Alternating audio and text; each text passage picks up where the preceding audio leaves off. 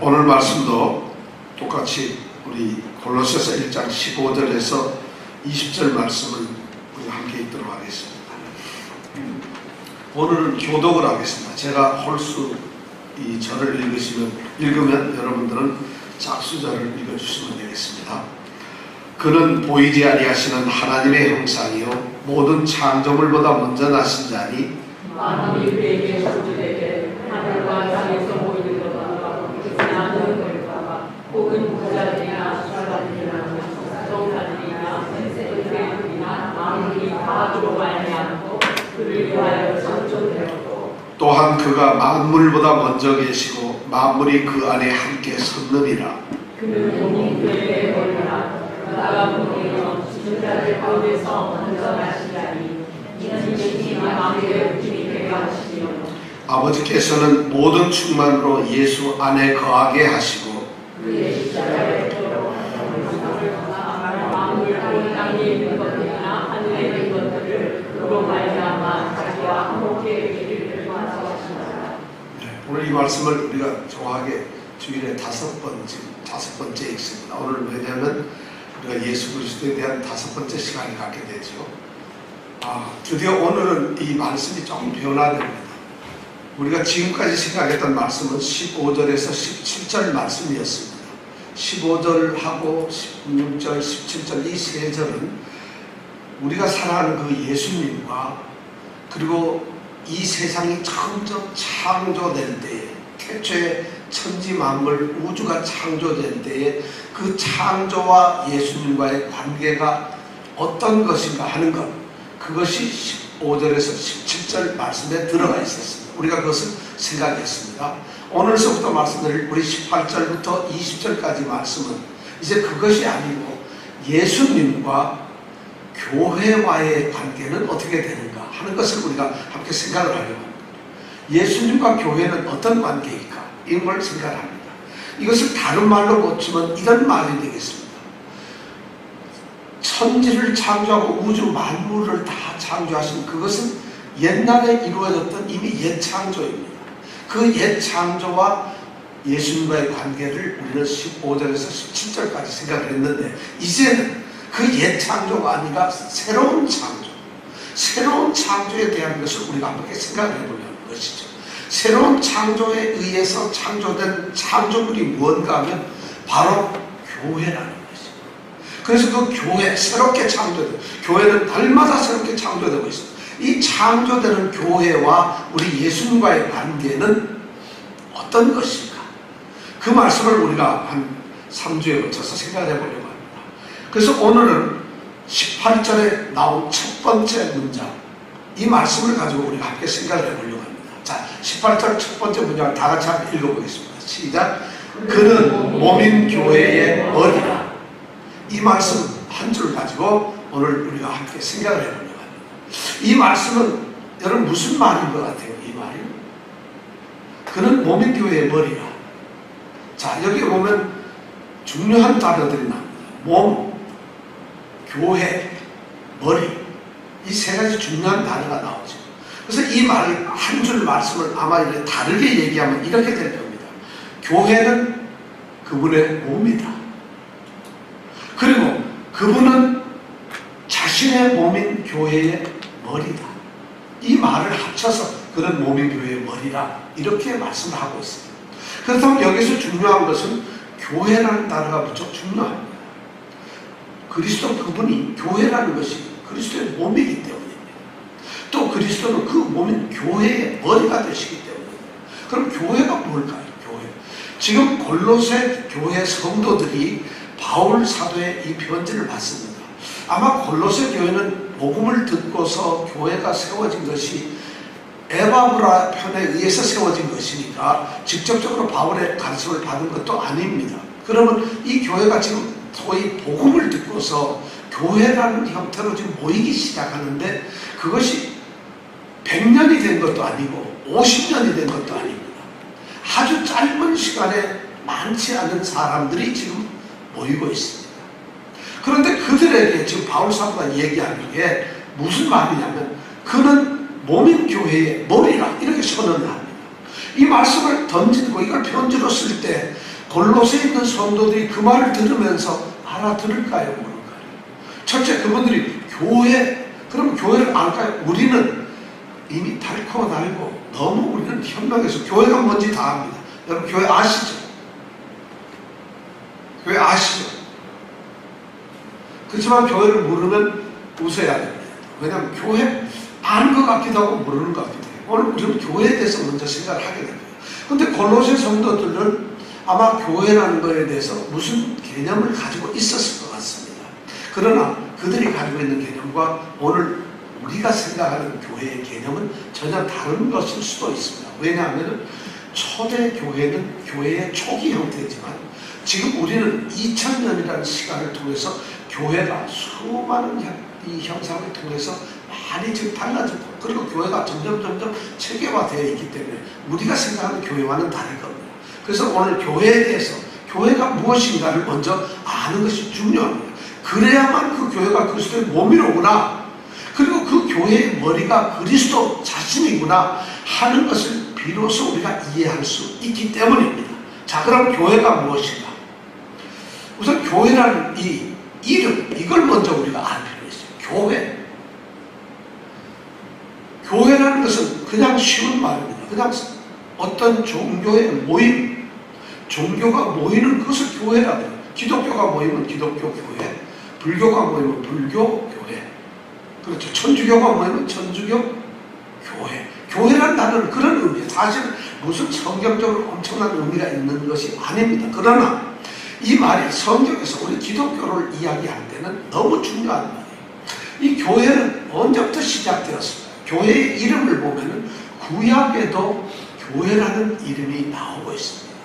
구약에는 두 개의 용어가 사용되고 있습니다. 하나는 이 히브리어로 카할이라고 하는 단어인데, 카할이라고 하는 단어는 이렇게 소집한다, 부른다는 말이에요. 그래서 이게 부른다.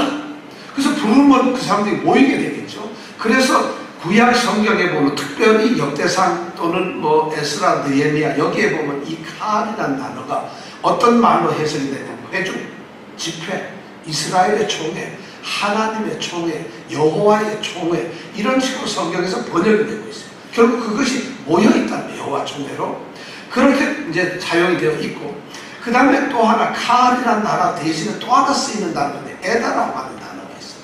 이 에다라고 하는 단어도 뭐냐면 똑같이 모인다는 거예요. 이것도 모이고 이것도 모이는 단어예요. 모인다는 단어인데 이거는 출애굽기나 레위기나 민수기나 여호수아서에서 많이 쓰인 에다라는 단어입니다. 이거는 어떠한 특별한 장소에서 특별한 목적을 가지고 모일 때 에다라는 단어를 씁니다. 이것도 역시 교회라는 의미를 나타내고 있어요. 이것도 성경에 보면 번역될 때 보면 회중이나 집회라고 하는 이런 이름으로 번역이 되고 있습니다.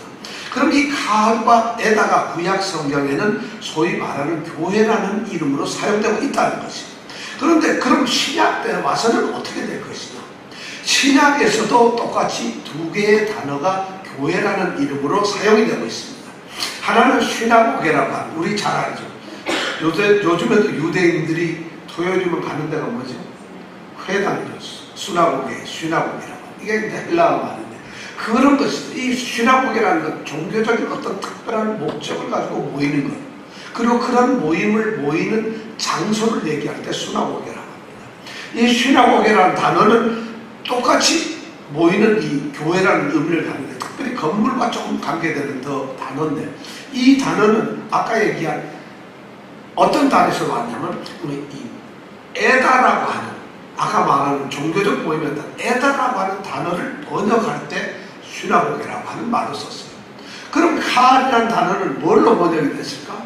그것이 바로 두 번째 사용된 에클레시아라고 하는 단어입니다.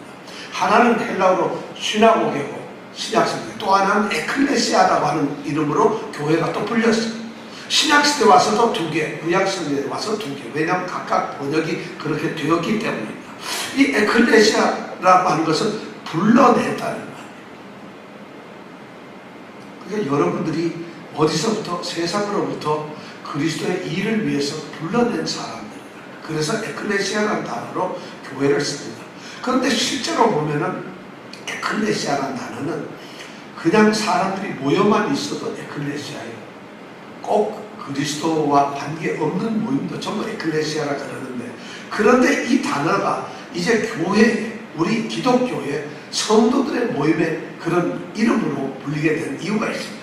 이 에클레시아라는 단어를 신약에 들어와서 가장 먼저 사용하신 분이 있어요. 우리 누굴까요? 예수님이에요. 예수님이 교회라는 말을 에클레시아라는 말로 설명해요. 그것이 그냥 마태복음 16장 18절에 나옵니다. 우리가 잘 아는 가이사랴 빌립보에 가서 예수님이 사랑하는 제자들 12를 둘러다 보시면서 얘기하죠. 세상 사람들이 나를 뭐라 하느냐. 그들이 대답하고 난 다음에 그럼 너희는 나를 뭐라고 하느냐. 그때 베드로가 대답을 하죠. 우리 세례교인 받으신 분들은 다 압니다. 주는 그리스도시요 살아계신 하나님의 아들이라고 베드로가 고백을 합니다. 그런 고백을 하는 순간 예수님이 바로 대답하시는 게 마태복음 16장 18절에 나옵니다. 내가 내게 이르노니, 정말 잘했다는 거예요. 내가 내게 이르노니 너는 베드로, 이 반석 위에 내가 내 교회를 세우겠다. 주님이 말해요. 내가 내 교회를 이 반석 위에 세우겠다. 베드로라는 말이 반석이라는 뜻이잖아요. 거기에다 내 교회를 세우겠다. 그래서 음부의 권세가 이기지 못한다. 이런 말씀을 하십니다. 이렇게 에클레시아라는 단어를 예수님이 처음 사용을 하심으로 인해서 신약시대, 그리고 우리 지금도 교회는 에클레시아라는 이름으로 사용되고 있습니다. 근데 영어로는 교회 이름이 뭐로 되어 있죠? 교회를 뭐라고 해요? Church. 스코틀랜드 발음으로 크래크 이렇게 발음합니다. 그러면 이 에클레시아라는 단어에서 철치가 나온 것이 아닙니다. 이 처치라는 단어는 에클레시아에서 나온 단어가 아니라 퀴리아케라고 하는 단어에서 나왔어요. 퀴리아케라는 단어는 무슨 말이냐면 주님께 속했다 이런 말이에요. 이 모든 것이 주님께 속해 있다. 그럼 처치라는 말은 무슨 의미라고요? 주님께 속해 있다. 지금 처치는 누구에게 속해 있어요? 그런 말이에요. 주님께 속해 있다는 퀴리아케라는 단어. 이 퀴리아케라는 단어는 헬라에서는 퀴리오스라고 하는 주님이라고 하는, 주인이라고 하는 그 단어와 같은 의미입니다. 그런 의미로 사용되어 있어요. 그러니까 오늘날 우리 교회는 주인이 누가 되어야 되겠어요? 당연히 주님께 속해 있죠. 우리가 처치라는 단어를 쓸 때 그 말의 의미를 알고 있으면, 그 말의 원래 근원을 알고 있으면 함부로 교회를 할 수 없어요. 그런데 우리가 교회는 그냥 사람들이 모이는 곳으로, 그래서 거기서 뭐 한복 입고 권사 한번 대고, 양복 한번 빼입고, 장로 한번 대고, 그 다음에 뭐 머리 한번 숙이고 목사 한번 대고, 뭐 이런 곳으로 교회를 생각하니까 교회는 그런 것이야. 이 철치는 바로 주님께 속해 있는 것이죠. 주님께 속한 것을 철치라고 합니다. 그런데 이 교회에 대해서 우리가 많은 오해를 하는 게, 많은 사람들이 있습니다. 구약에는 교회가 없었고 오순절 성령이 강림하고 난 이후에 베드로를 통해서 교회가 세워졌는데, 비로소 그때 교회가 세워졌다. 구약에는 교회가 없고 신약에만 교회가 있다. 이렇게 주장하는 사람들이 있습니다. 이런 주장 아마 여러분들 많이 들어봤습니다. 그런데 이런 주장이 굉장히 설득력이 있습니다. 그래서 목사님들도 신약교회를 시작하신 오순절 성령님께서 시작하신 교회 막 이렇게 얘기를 합니다. 교회는 성령님께서 새로 시작하신 것이 아니라 신약의 교회를 하신 거예요. 신약의 교회로 바꾸신 거예요. 이미 성령님은 구약의 교회에서도 역사를 하셨던 분입니다. 왜 이런 문제가 나오냐면, 우리가 아는 신학적으로 좀 문제가 있는 세대주의자들, 이단들이 상당히 많이 이 세대주의자에서, 특히 종말론이나 이런 것을 따지는 분들은 이 세대주의자라고 보면 틀림이 없습니다. 세대주의자라는 건 뭐냐면, 하나님의 창조서부터 종말까지를 시대로 나눕니다. 창조시, 족장시, 무슨 시, 그 다음에 지금은 초기에는 성령시대, 지금은 교회시대, 나중에 종말 마지막 시대, 뭐 이런 식으로 거의 뭐 7개인가 8개를 나눠가지고, 그리고 그렇게 구분을 합니다. 그럼 지금은 우리가 무슨 시대냐? 바로 신약교회 시대고 종말 시대라는 거예요. 하나님은 무슨 삼국시대, 고려시대, 조선시대 이렇게 나누신 적이 없어요. 그건 인간들의 역사를 그렇게 나눈 것이죠. 하나님의 역사는 전부가 동일한 것이죠. 근데 세대주의자들은 그런 식으로 나눠요. 물론 어떤 때에 하나님이 특별히 역사를 하시고 관심을 갖는 분야, 하나님이 특별히 우리에게 은혜를 주시는 분야가 있습니다만, 그렇게 시대를 나누지 않았다. 그렇기 때문에 그들은 신약시대를 교회시대라고, 신약에서 교회가 시작되었다고 말합니다. 이건 성경으로서도 맞지도 않고 그런 것은 교회에 대해서 너무 모르는 거예요. 문제는 그것이 들어보면 솔깃하다는 거예요. 신앙을 아시는 분들도 들어보면 솔깃한데 하물며 성경에 잘 모르시는 우리 교회들은 얼마나 그럴듯해요. 맞는 것 같아요. 옛날 사람들 교회가 어디 있었어요? 없었잖아요. 신약시대만 있었던 걸로 착각을 하는데 그렇지가 않다는 거예요. 이것이 교회에 대한 이름입니다. 구약시대는 카리나 에다라는 단어를 썼는데 신약에 와서는 시나고게나 또는 에클레시아라는 단어를 씁니다. 그리고 일반적으로는 에클레시아라는 단어를 쓰고 있다. 자, 그래서 이 교회가 뭘까요? 그런 용어를 알고 있다. 그럼 그 교회가 뭔지를 알아야죠. 그 교회는 뭘까요? 초대교회 성도들은 교회를 뭐라고 생각했냐면 성도들의 무리들이 모임, 성도들의 무리들이 그냥 있으면 어느 곳에 서 있든지 어느 한 가정집에 있든지 아니면 어디 토굴에 묻어 있든지 아니면 도망가서 감옥에 있든지 그들이 모여있는 것을 교회라고 생각했어요. 근데 지금은 이제 많이 달라졌죠. 그럼 교회라고 하는 말이 도대체 뭘까요? 교회는 뭘까요? 저는 그 교회라는 거에 대해서 이렇게 두 가지 제가 말씀을 한번 읽어드리겠습니다. 먼저 스위스 일치 신조라고, 스위스 신조라고 하는 게 있는데 거기서 교회는 이렇게 얘기를 하고 있어요. 교회는 세상으로부터 부르심을 받고 모인 신실한 자들의 모임이다. 세상으로부터 부르심을 받고 모인 신실한 자들의 모임이다. 이 모임에 속한 모든 성도는 성령의 말씀을 통해서 구주 예수 그리스도 안에서 참된 하나님을 참되게 알고 바르게 경배하며 섬기는 자들이요, 그리스도를 통하여 조건 없이 주어지는 모든 선한 은혜들을 그것을 믿음으로써 받아들이는 자들이다. 이것이 바로 교회라는 거예요. 그러니까 하나님을 바로 알고 바로 섬기고 그리고 바른 신앙을 가지고 그리고 올바르게 하면서 그런 가운데 하나님이 주시는 그 그리스도 안에서 주는 모든 신령한 은혜를 믿음으로써 받아들이고 그것을 참여하는 자, 이것이 바로 교회라는 거예요. 근데 우리 웨스트민스터 신앙 고백서에는 조금 다르게 얘기를 하고 있습니다. 그것도 같은 의미라는 것이죠. 자, 이렇게 보겠습니다. 자, 64번, 우리 오늘 읽은 64번 한번 같이 읽어볼까요? 무형교회라는 게 무엇인가 한번 같이 읽어볼까요? 시작. 무형교회라는 것은 자, 우리 저 웨스트민스터 여기에 이 64번 다 같이 읽어보겠습니다. 시작. 무형교회라는 것은 머리 되시는 그리스도 밑에 하나로 모였으며 모이고 있으며 장차 모일 택한 자의 총수이다. 바로 이렇게 웨스트민스터는 얘기를 하고 있어요. 이건 무슨 얘기냐면 무형교회 또는 우주적 교회라고도 합니다. 무형교회라는 거기에 머리가 되시는 그리스도 안에, 머리가 되시는 그리스도 안에 이미 과거에 모였어. 또 지금 모이고도 있고 그리고 장차 또 모이게 된 그런 모든 선택된 사람들이 전부 모인 것을 뭐라 한다? 교회라고 합니다. 그걸 무형교회라고 합니다. 교회라는 건 바로 그런 거예요. 그러니까 교회는 여기에서 상당한 의미를 갖게 되는 것이죠. 교회는 한마디로 말해서 그리스도를 믿고 그리스도 안에서 거룩하게 구별된 성결된 자들, 그리고 머리신 그리스도에게 철저하게 연합되어 있는 자들, 그들이 모이는 것이 바로 교회라. 그 교회가 그런 것이면 절대 교회 안에서 문제가 생길 수가 없어요. 교회의 개념이 그렇다. 교회는 사람들이 모인 것이 아니라는 것이죠. 여기에서 무형교회라는 말씀이 나온다. 무형교회와 유형교회는 조금 이따 제가 설명을 다시 드리겠습니다만 교회는 조금 달라집니다. 자, 그렇다면 이 교회는 이렇게 교회라는 이름을 가지고 있고 또 교회라는 그런 내용을 가지고 있는데, 그럼 이 교회는 어떤 특징적인 것이 있어요. 교회에는 어떤 특징이 있어요. 그러니까 우리는 머릿속으로 저 교회는 해외 선교를 예산의 70%를 쓰는 교회, 저 교회는 권사만 250명 있는 교회, 이런 특징, 또는 저 교회는 건물이 굉장히 좋은 게, 이것이 교회의 특징이 아닙니다. 왜냐하면 그건 교회와 관계가 하나도 없는 것이거든요, 사실. 그럼 교회의 특징은 중요한 게 4가지가 있습니다. 이것은 아주 굉장히 좀 신학적인 얘기이긴 한데 중요합니다. 교회의 특징이, 이것을 알게 되면 교회의 특성이 뭐냐? 교회는 어떤 근거에 의해서 교회가 세워졌느냐? 교회는 그리고 무엇을 특징적인 사람을 가지고 있느냐 하는 것입니다. 첫 번째로 교회는 하나라는 거예요.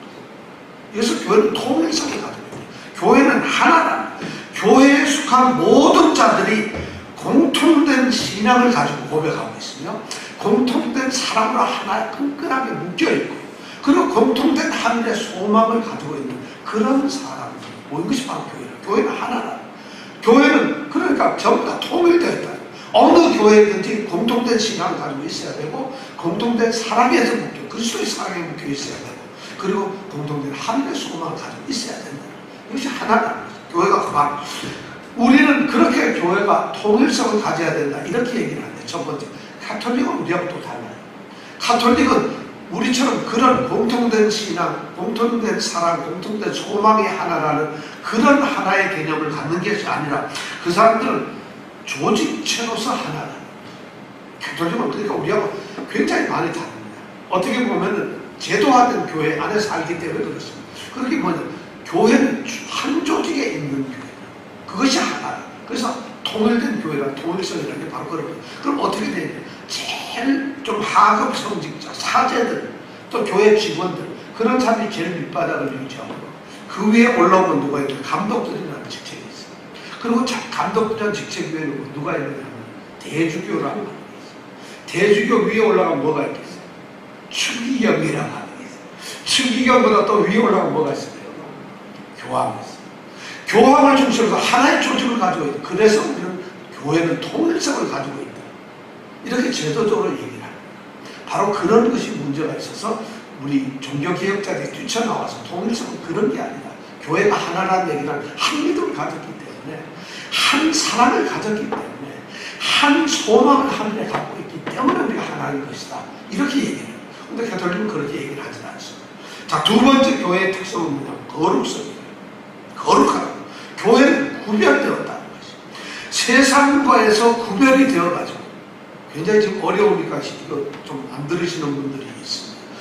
제가 이 설교는 아마 처음이자 마지막으로 할 겁니다. 왜냐하면 우리가 교회에 대해서 좀 알아야 됩니다. 교회 모르니까 이런 걸 딱 얘기를 하면, 몰라도 돼, 난 교회 벌써 30년 다녔거든. 그리고 교회는 뭐 그런 거 알 필요 없어. 장로님 안 주시면 목사님들조차도 그거 성도들한테 왜 얘기하냐. 아니, 교회를 50년 다녔는데 교회가 뭔지 모르고 다녔는데 그걸 목사님들은 그런 걸 얘기를 하지 말라는 거예요. 교회는 우리가 알아요. 교회의 두 번째 특성은 바로 이 거룩성이에요. 세상으로부터 구별되어서 하나님께 드려졌다. 구별되는 하나님께 드려졌다. 그래서 하나님께 드려진 성도들은 그리스도 안에서 거룩한 교제를 합니다. 그리스도와 함께. 이것이 바로 거룩성이에요. 통일성 다음에 거룩성입니다. 가톨릭은 또 그렇게 생각하죠. 이 거룩성은 가톨릭은 어떻게 생각하냐, 자기네들이 지금 가지고 있는, 행하고 있는 그 날마다 주일마다 하는 의식, 그들의 행동, 그 의식이 세상 것하고 구별된다. 그들이 물을 뿌립니다. 성수를 뿌리고 뭐 성체하고, 이런 물을 뿌리는 그런 거룩한 그 행동 자체가 세상의 행동이 아니고 이건 거룩하게 구별된 교회의 행동이다. 그래서 거룩성이라고 얘기를 하고 있어요.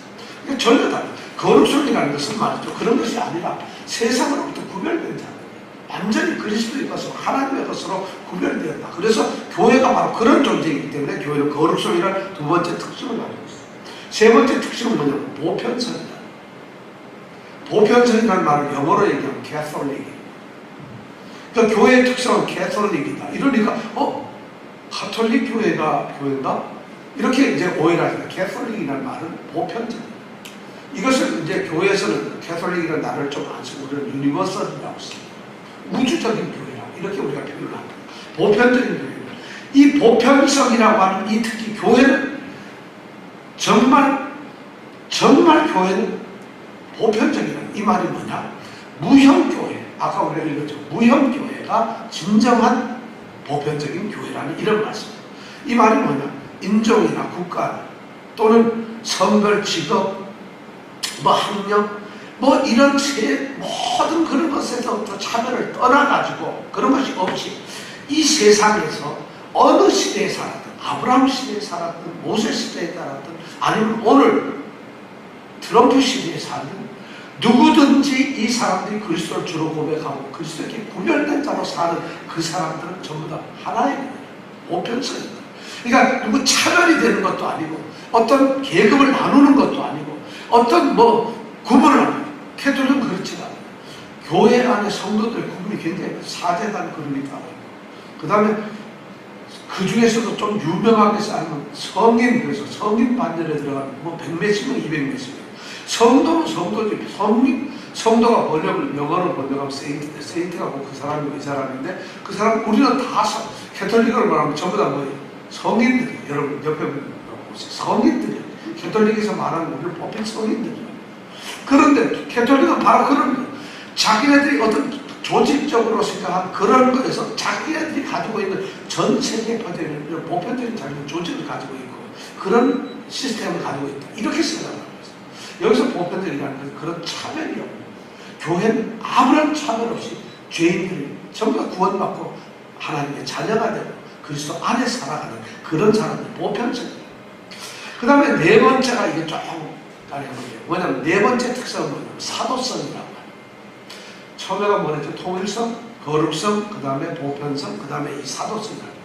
사도성이라는 뭐냐면 우리 교회는 사도들의 가르침과 사도들의 복음 전파에 의해서 그것이 교회의 터가 되었고 그들의 가르침에 의해서 교회가 세워졌다는 사도적 전통에 의해서 우리 교회가 세워졌다고 생각을 합니다. 이것이 우리는 사도성이라는 특징을 가지고 있어요. 근데 가톨릭은 또 그렇게 생각 안 해요. 사도성이라고 아니고 사도라고. 예수님께서 마태복음 16장 18절에서 이 반석 위에 내 교회를 세우겠다는데 이 반석이 뭐냐? 베드로라. 그래서 베드로라고 하는 사도를 계승하는 것이 바로 교회라는 거죠. 그래서 교황은 누구죠? 베드로의 계승자예요. 그러니까 일대 교황이 누구 같아요? 네? 누구요? 누구요? 일대 교황이 누구겠어요? 바울일까요? 베드로일까요? 사도행전 15장 하면 야고보가 더 이름이 높아요. 누가 일대인지는 모르지만 그들은 하여튼 베드로가 일대라고 가정을 하고 베드로의 계승자라고 이렇게 생각해요. 그래서 교황은 지금도 사도의 그런 그 사도 자체를 갖다가 계승하고 있다. 요즘에 우리 말하는 아이합 같은 거 사도를 한다. 이게 전부 그런 거예요. 사도직을 우리가 계승한다. 우리는 사도라는 것은 이미 이건 비상설기관으로 끝나버리고 막 오늘날 사도는 없어요. 주님께서 선택한 사도는 없습니다. 오늘날은 누구만 있느냐? 목사님, 장로님, 집사님, 권사님, 주일학교 교사들, 성도들밖에 없어요. 그런데 이 가톨릭은 바로 이 사도, 베드로의 자기네들 계승자라는 이런 생각으로서 사도성을 주장하고 있습니다. 우리는 그게 아니라 그 사도들, 베드로를 위시한 모든 사도들의 가르침과 그들의 교훈과 그들이 복음을 전파해서 사도들과 선지자들의 터 위에 세우심을 놓은 것이 바로 교회라는 이런 사도성을 우리는 주장하고 있습니다. 그러니까 전혀 다른 거죠. 그러니까 교회에 대한 개념이 다르니까 가톨릭은 교회는 군림을 하는 거죠. 자기네들이 교회가 되어가지고 이 교회가 성도를 다스리고 하나님의 말씀 성경도 교회가 결정을 하는 거죠. 교회가 성경을 해석하지 않으면 하나님의 말씀은 그대로 해석이 되지 않는 것이죠. 이런 상태입니다. 우리는 하나님 말씀 앞에서 해석을 우리가 못하면 성경의 조명을 우리 강구하고 그것도 안 되면 우리 해석을 못하는 거예요. 그런데 그들은 성경을 위해서 하나님 말씀을 결정을 합니다. 가톨릭은 굉장한 조직을 가지고 있는 좀 우리하고 전혀 다른 이질적인 종교라고 볼 수 있죠. 왜냐하면 물론 뿌리가 가톨릭에서 나왔지만 그들도 좋은 신앙을 가지고 있었는데 그 제도가 타락되고 잘못된 것이죠. 자, 이렇게 해가지고 교회가 되어 있어요. 그래서 그렇다면은 이런 교회에 네 가지 특성이 있는데 그 특성들이 교회마다 다 또 이런 구분이 되어 있어요. 그런 특성을 가지고 교회는 또 여러 가지 모양으로 우리가 나누고 있습니다. 일반적으로 한 세 가지 정도 나누는데 첫 번째는 뭐냐면 전투적인 교회와 승리적인 교회가 있다고 이야기합니다. 교회의 구분입니다. 전투적인 교회라고 하는 말은 무슨 말이냐면 이 지금 우리가 살고 있는 이 땅에 있는 이 현재의 교회를 전투적인 교회라고 말을 합니다. 왜냐하면 이 현재 있는 이 교회들은 말이죠. 우리 모든 교회들이 거룩한 싸움을 싸우도록 부름을 받은 사람이에요. 즉 교회 안에서 또는 교회 밖에서 사실은 이 교회를 무너뜨리거나 거룩한 진리, 거룩성, 하나님, 그리스도의 이 모든 것을 무너뜨리려고 하는 적대 세력이나 악한 영의 세력들이 있어요. 그것들과 싸우도록 우리 교회는 주님이 오시는 그날까지 싸우도록 되어 있다. 그래서 이 땅의 모든 교회는 전투적인 교회라고 이렇게 부르고 있어요. 이 땅의 모든 교회는. 그런데 승리적 교회라고 하는 것이 또 따로 있어요. 승리적 교회는 뭐냐면 이 땅의 교회가 아니라 그 모든 싸움이 끝나버리고 우리가 그 전쟁에서 이기고 그리고 영원토록 하늘에 올라서 하나님과 함께 우리 그리스도와 함께 모든 성도들이 영원토록 다스리는 그런 교회가 있다는 거죠. 그것을 바로 승리적 교회라고 하는 것입니다. 그러니까 그거는 천상의 교회입니다. 어쩌면 그건 영원히 나중에 정말 나타나는 그런 교회라는 거죠. 그것은 승리적 교회. 그건 승리한 교회고 지금 우리는 무슨 교회라고? 전투적 교회. 그러니까 우리는 진리와 싸워야 진리를 박해하는 자들 진리를 무너뜨린다고 싸워야 된다는 거죠. 이것이 바로 오늘날 교회 우리에게 준 사명입니다. 두 번째는 교회 아까 전투적과 승리적 교회 구분 말고 두 번째는 유기적 교회와 제도적 교회라는 게 있어요. 유기적 교회라는 건 교회라는 것은 영적인 능력이 발휘되는 영적 교회라는 것이죠. 다시 말하면 뭐냐면 유기적이라는 것은 우리의 사람이 전부 오르가닉이잖아요. 그죠? 뭐냐면 전부 지체들이 다 기능을 가지고 있으면서도 하나를 이룹니다. 바로 유기적이라는 말이 그런 겁니다. 모든 성도들이 자신들의 재능이나 은사나 자신들의 모든 것을 가지고 그것이 서로 연결돼서 그리스도의 몸을 만들고 그리스도의 일을 한다. 그래서 유기적인 교회라고 우리는 이야기해요. 그것이 교회의 특성입니다. 캐톨릭 쪽에서 조금 다르게 제도적인 교회라고 얘기해요. 그 사람은 그건 그쪽에서 물론 캐톨릭뿐만 아니라 우리 개신교에서도 얘기를 하는데 하나님께서 교회 안에 제정하신 어떤 규칙과 교회에 필요한 어떤 직분들이 있다는 거예요. 그것들을 통해 가지고 그 직분들 제도라는 것을 통해 가지고 죄인들도 구원도 하고 교회라고 하는 이 시스템을 가지고 복음을 전하기도 하고 이렇게 하는 것을 제도적 교회랍니다. 그러니까 제도적 교회는 시스템적인 교회고 유기적 교회라는 것은 교회의 어떤 활동성 측면에서 성도들은 전부 다 각자의 은사와 재능을 가지고 그것이 서로 얽혀지고 서로 돕고 얽혀지고 서로가 연합하고 서로 이렇게 해가지고 그리스도의 몸을 세워가는 이런 유기적 교회 두 가지 유기적 교회와 제도적 교회라는 게 있어요. 그 다음에 세 번째 부분이 오늘 우리가 읽었던 핵심적인 유형 교회와 무형 교회라는 것이에요. 유형 교회는 뭘까요? 말 그대로 모양이 있는 유형, 무형은 뭐예요? 모양이 없는 거예요. 이런 교회를 말하는데 유형 교회는 인간이 보는 교회입니다. 사람이 보는 교회입니다. 무형 교회는 누가 보겠어요? 하나님이 보시는 교회예요.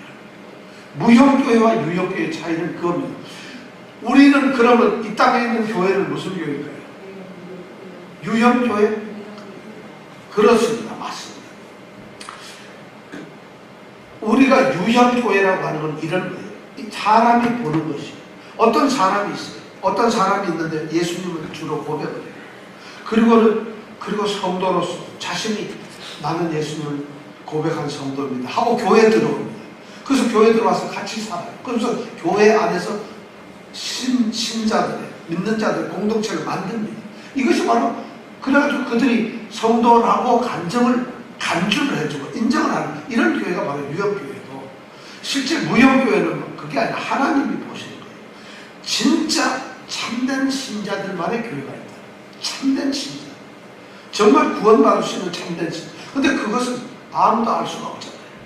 그런데 교회 안에 이 땅에 있는 모든 교회 안에는 이런 유형교회와 무형교회가 같이 있다. 이게 유형교회가 따로 있고 무형교회가 따로 있어가지고 저기 플러싱 149가에 있는 교회는 유형교회고 베이사이드 202가에 있는 교회는 무형교회고 이것이 아니라 한 교회 안에 유형, 무형교회가 같이 있다는 거죠. 그러니까 교회가 두 개라는 의미가 아니라 한 교회 안에 두 가지의 현상들 모습이 나타나는데 유형교회적인 모습, 무형교회적인 모습이 나타난다는 것입니다. 그래서 한편으로는 보이는 모습이고 한편은 보이지 않는 모습 그런 거예요. 자, 무형교회는 영적인 교회예요. 무형교회는. 왜냐하면 형태가 없는 거예요. 이 무형교회는 뭐죠? 우리가 눈으로 구분을 해낼 수가 없어요. 그러니까 사실 이 무형교회에 우리 24님이 속해 있는지 안 속해 있는지 우리는 판단할 수가 없어요. 24님이 주일날 아침에 일찍 와서 마이크 설치 다 하고 화요일날도 열심히 하고 굉장히 봉사 많이 하고 우리 성도들도 날려주는데, 그런데 우리는 이 집사님이 무형교회에 속해 있는지 안 속해 있는지 알 수가 없어요. 왜냐하면 그건 하나님이 보시기 때문에 절대 알 수가 없어요. 그리고 우리가 그 사람 절대 어떻게 알 수 있겠어요.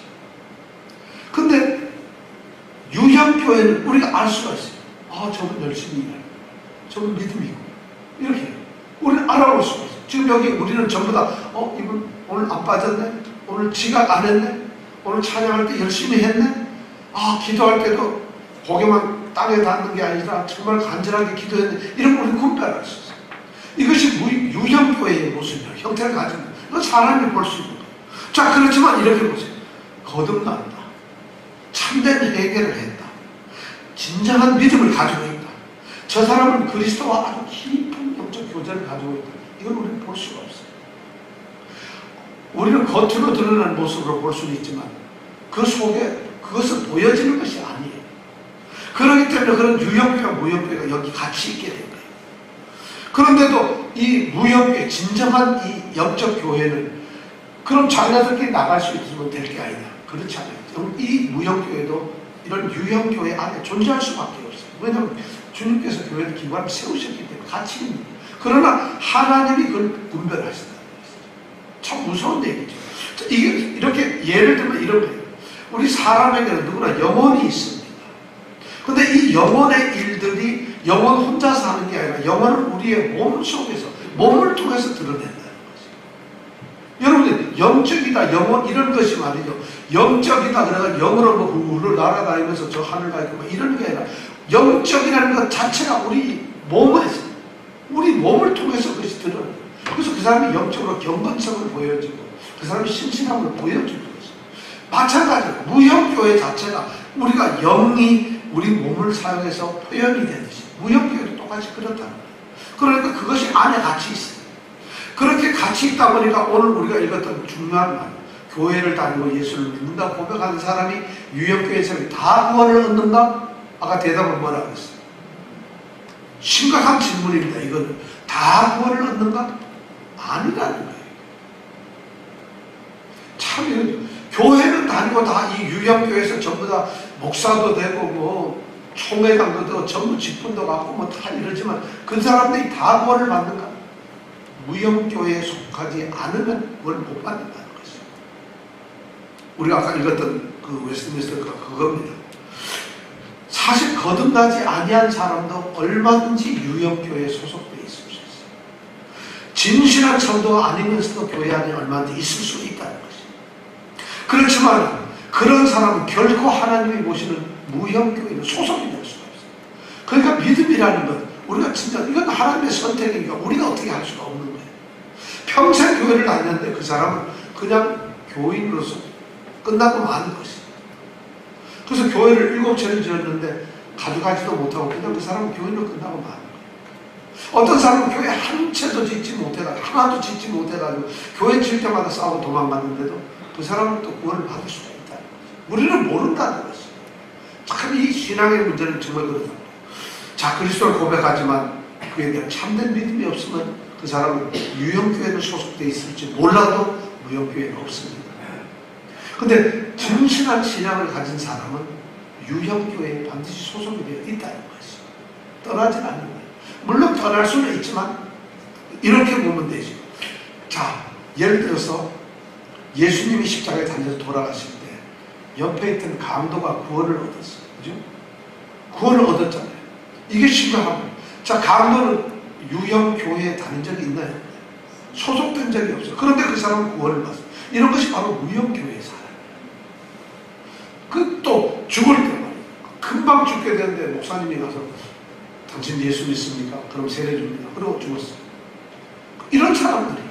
그 사람들은 유형교회라고 하는 교회를 문턱에 한 번도 온 적이 없지만 무형교회 교인이 될 수 있어요. 물론 전제가 진실한 신앙 고백과 그 사람이 예수를 정말 주로 받아들였을 때 그것이 무형교회예요. 또 그러면 이런 것도 있죠. 자,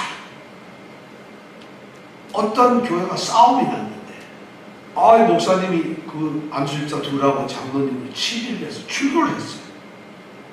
그 사람들은 유형교회에서 쫓겨났어요. 하지만 실제 하나님 앞에서 그 사람은 교회에서 쫓겨난 사람인지 아닌지 아무도 판단 못합니다.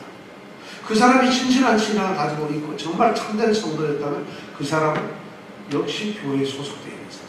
그 사람은 무형교회에 소속되어 있는 사람. 그러니까 우리가 세상에서 하는 이것이 우리의 생각과는 전혀 다르다는 것이죠. 그래서 가장 중요한 건 뭐냐면 우리가 무형교회에 속해 있는 것이 중요하다. 그렇다면 이 무형교회에 속하려면 내가 나는 이제부터 무형교회에 입사 지원서를 내겠다. 그리고 무형교회에 속했다. 되는 것이 아니에요. 이 무형교회는 누구 때문에?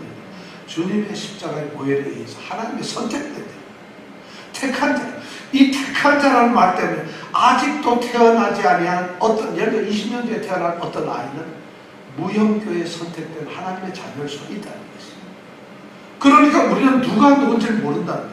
그럼 우리의 신앙은 그럼 뭐 어떻게 할까요? 이렇게 해도 안 되고 저렇게 해도 안 되면 신앙생활 잘할 필요 있나 없나? 야, 이것이 참 진실한 참된 신앙자는 그런 하나님의 선택에 의해서 하나님 왜 그렇습니까? 나는 어때요? 이걸 따지지 않는다. 진실한 사람. 꼭 공부 못한 사람이 그 숙제를 갖다 미리 내주지 왜 어제 저녁에 해서 내줬어요? 뭐 이렇게 따진다는 거예요. 진실한 성도들은 하나님의 선택과 하나님의 예정에 대해서 하나님의 작정의 중에 대해서 절대 불평하지 않아요.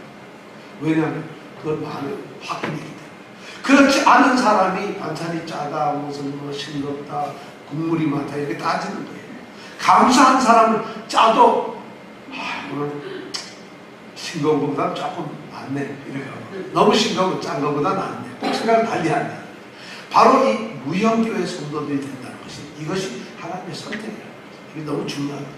자, 이렇게 해서 교회의 종류는 전투적 교회, 승리적 교회, 유기적 교회, 제도적 교회, 그리고 유형교회, 무형교회라는 게 있어요. 자, 그렇다면 교회는 제일 처음에는 이런 문제가 없었는데 초대교회는 정말 성도들의 그냥 무리들이 모였는데 이 무리들이 모이면 초대교회도 여기에 보니까 이단 거짓 교사들이 들어갑니다.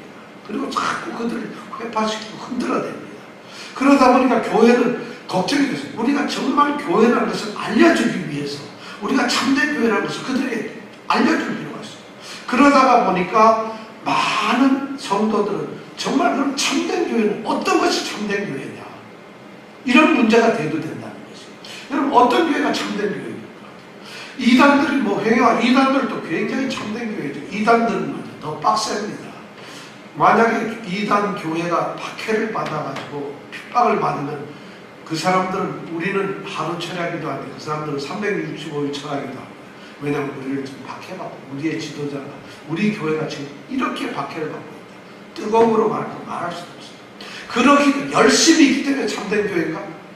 아니면 기도를 많이 하니까 참된 교회인가? 아니면 정말 세계 선교를 완전히 우리가 선교를 도맡아 하겠다. 선교 깃발 들고 전 세계를 돌아다니면 그럼 그것이 참된 교회인가? 왜냐하면 참된 교회는 도대체 뭔가?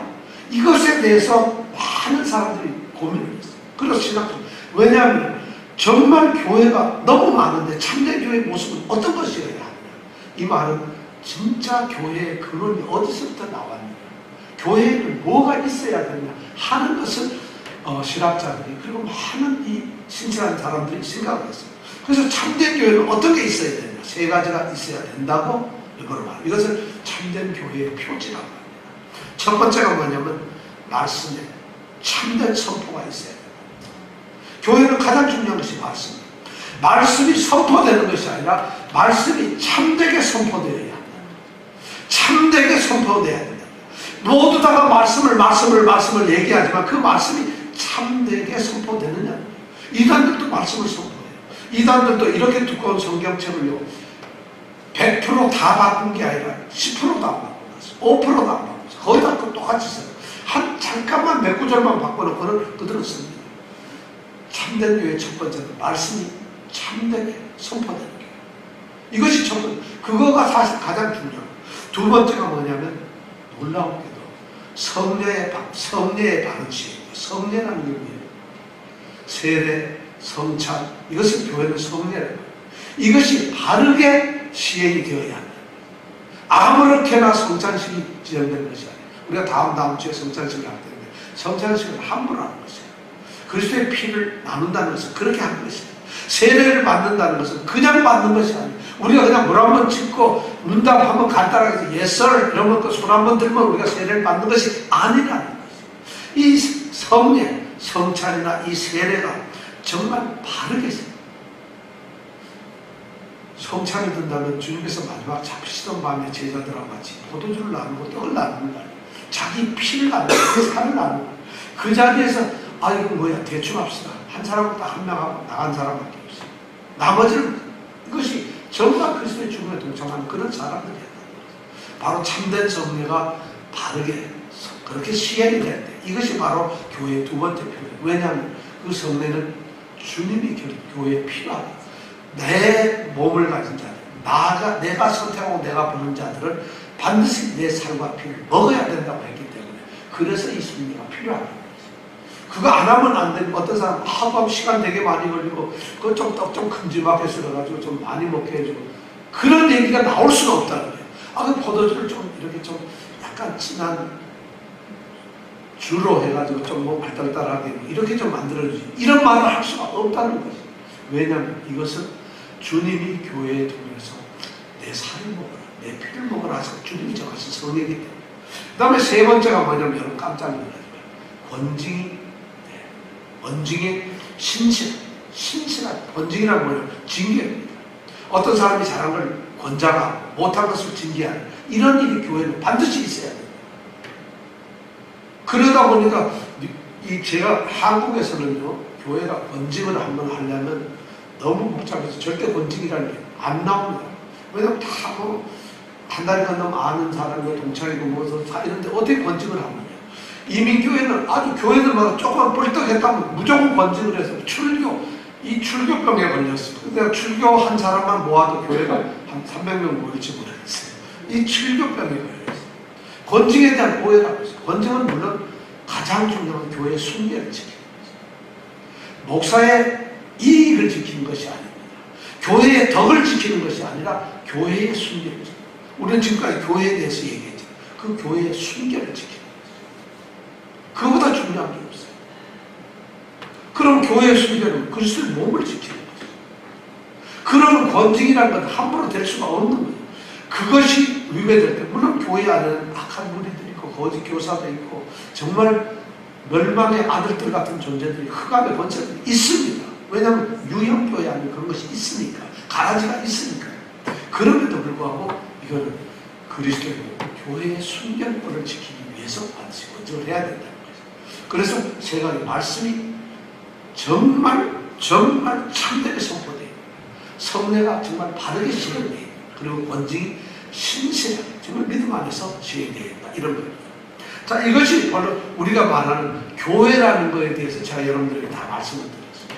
지금 말씀드린 건 거의 신학교에서 교회론을 강의할 때 그런 말하고 거의 요대는 요거보다 한 몇 가지 조금 더 깊은 얘기가 있지만 이런 정도면 여러분들은 교회가 뭔지를 알게 됐어요. 교회 특징이 뭐라고 교회 창녕 표지가 뭐라고 교회는 어떻게 나누어져 있고 교회는 연원이 어떻게 돼 교회가 정의가 뭐라고 교회는 그럼 우리는 뭔가 이런 거에 대해서 여러분 알았어요. 그러면 이런 교회를 가지고 주님께서 말씀을 뭐라고 하셨느냐 그 교회가 내 몸이라고 얘기해요. 그리스도의 몸이라는 거예요. 바울사도 오늘 말씀은 교회는 그리스도의 몸이라고 하는 거죠. 이 교회를 갖다가 성경에 보면 여러 가지 비유로 말을 하고 있어요. 아주 많죠. 그리스도의 몸이라고 하는 거. 이거는 로마서 12장에 또는 뭐 에베소서 1장에도 나오고 우리 오늘 골로새서에도 나오고 고린도전서 12장에도 보면 교회는 그리스도의 몸이라고 나옵니다. 그런데 반드시 몸이 그리스도의 몸이다. 이거 하나만 되는 게 아니라 또 다른 비유가 있습니다. 고린도전서 3장이나 6장에 교회는 성령의 전, 하나님의 전이라고 또 얘기를 하고 있어요. 그렇죠. 그렇게 얘기를 하고 있어요. 또 뭐 갈라디아서 4장 26절이나 또는 히브리서 12장 또 계시록 21장 이런 데 가면 교회는 새 예루살렘, 새로운 예루살렘 또는 위에 있는 예루살렘, 하늘에 있는 예루살렘 이런 식으로 교회를 그렇게 표현을 합니다.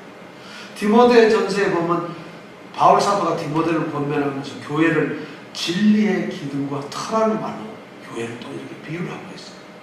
에베소서 5장에 가보면 바울 사도는 교회를 말이죠. 그리스도의 신부라고 표현합니다.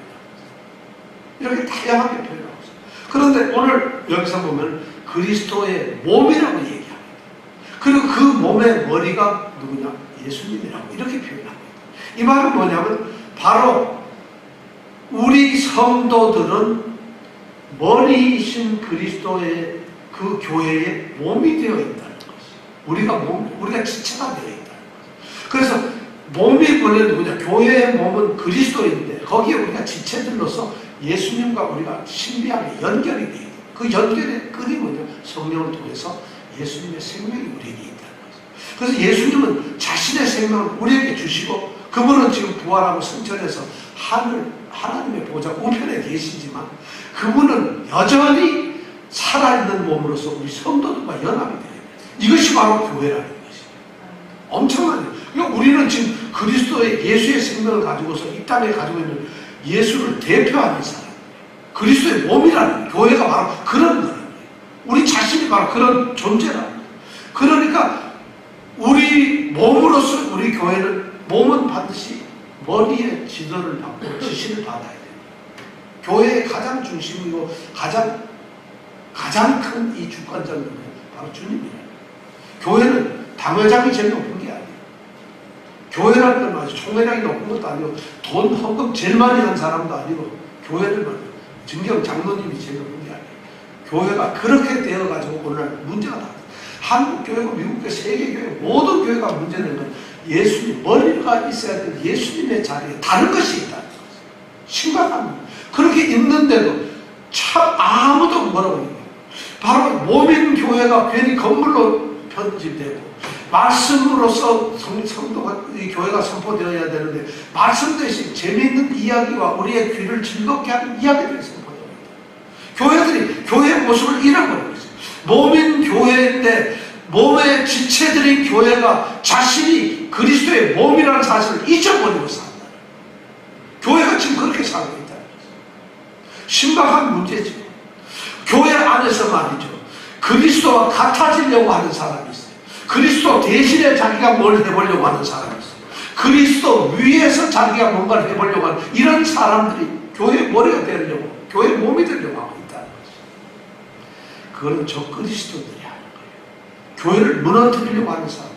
교회의 주인이신 예수님이 머리예요. 그럼 교회가 얼마나 자랑스러워요. 온 만물의 우주의 창조자이고 그 우주를 주관하시는 주인이신 그분이 우리 교회의 뭐예요? 주인이 머리라는 거예요.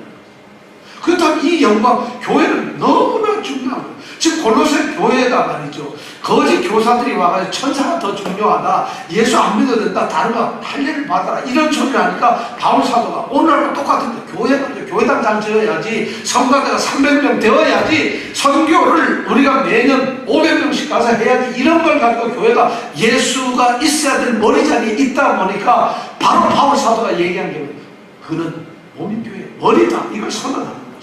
골로새 교회가 그렇게 달라져야 된다는 거예요. 그렇게 되어야 한다는 거예요. 그렇다면 이 말씀 오늘날 우리 교회에도 똑같이 적용이 되고 있습니다. 교회는 그렇게 됩니다. 얼마나 저는 이 말씀을 교회가 말이죠. 몸인 교회의 머리라고 주님이 말씀합니다. 이 말은 뭐예요?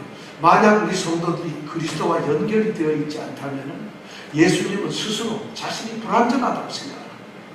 자신의 머리가 몸뚱아리가 없는, 몸이 없는 그런 교회가 되고 그런 존재가 되고 만듭니다.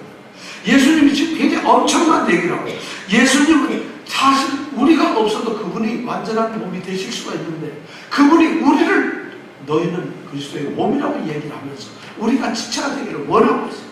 우리가 지체가 되지 않으면 예수님 그분은 다르게 말하면 불구자예요. 완성되지 잘못된 자신 스스로가 장애자들 이런 표현을 지금 여기서 쓰고 있다.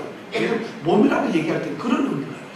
그럼 주님은 그토록 교회에 속해 있는 성도들을 사랑하십니다. 너희들이 없으면 난 아무것도 아니야. 바꿔 말하면 내가 아버지가 내 안에 있는 것 같이 저희로 하나가 되게 해달라는 그 주님의 마음이 바로 우리에게 있다는 거예요. 우리가 바로 그런 존재들 교회가 있어요. 그렇다면 우리가 교회 성도로서 어떻게 살아야 되겠어요? 정말 우리는 이 세상에서 그리스도의 살아있는 몸들입니다. 교회는 말이죠. 정말 살아있는 예수님을 대신하는 내 속에 내 속에 자신 안에 예수님의 생명이 있는 사람이고 결국 예수 그리스도의 몸이 되어가지고 예수 그리스도께서 이 땅에서 하셨던 그 일을 우리가 하는 것이 이것이 바로 교회의 사명이고 교회가 세워진 목적이다. 그것이 연합이다. 예수님은 떠나셨지만 예수님은 떠나지 않았어요. 바로 여러분들에게 우리에게 예수님의 생명이 주어졌기 때문에 예수님은 죽으신 것이 아니라 육신이 우리에게 지금 바꿔진 그 내가 너희 안에 있다고 예수님은 말씀하고 이것이 우리의 교회라는 것이죠. 우리가 이런 교회 개념을 가질 때 우리 교회가 달라져요. 우리의 신앙이 달라져요. 교회에 대한 올바른 생각을 가질 때 우리의 믿음이 달라진다. 이것이 흔들리니까 교회는 매번 정말 이단에 바로 이단 때문에 맨날 그 교회 안에서 엉뚱한 정말 성경 하나님의 말씀이 아닌 엉뚱한 이야기가 터져서 교회가 지금 제가 보기에는 너무나 멀리 나가있다. 그렇게 흔들리고 있다. 그런데도 교회는 부흥되고 있고 그러면서도 사람들 교회가 요즘에 자꾸 줄어들고 있고 위축된다 해도 걱정을 하고 있어요. 하나님의 교회는 줄어들지 않아요. 왜냐하면 주님이 택하신 그 사람들은 반드시 구원을 합니다. 그리고 교회의 머리는 바로 주님이시기 때문에 교회는 절대 무너지지 않아요. 유형교회가 5천만 명이 모인다 할지라도 하나님의 교회, 무형교회는 한 명이 있어도 하나님의 교회에 서 있다는 것이죠. 여러분 우리가 무형교회가 된다는 것이 얼마나 중요한지 이런 교회의 모습을 우리가 회복하길 바라고 이런 믿음 안에서 살아가기를 축원합니다. 기도하겠습니다.